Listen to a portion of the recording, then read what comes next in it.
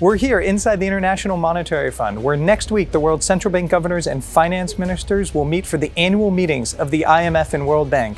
Periods of restrictions and barriers have not been periods of prosperity and strong leadership around the world. The times when the United States has been in strong leadership and when the economy has been prosperous have most often coincided with periods of trade around the world and engagement of the country. There are a couple of priorities for the next Commission. Europe needs to invest more in its hard security, in its defense, military capabilities, but also defense industries. We're not going back to the rates that we had pre-pandemic, so rates will probably have to end up a bit higher. I don't think the IMF has paid enough attention to China's balance of payments. The coverage of the technical side of the balance of payments has been very thin.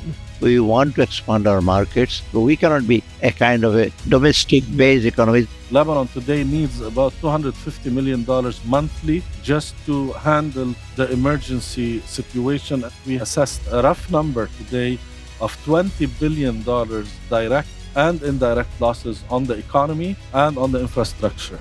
These figures for the Spanish economy are being achieved in the context of a decelerating euro area core.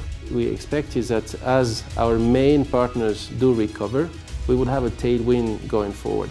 We have significant bilateral trade with the US. I am concerned though about the wider narrative that exists both in parts of the EU and indeed the US on protectionist outlook taking hold.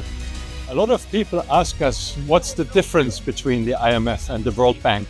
At the end of the day, there is meaningful collaboration and partnership between the two, and I'd like to believe real mutual respect for each other's work.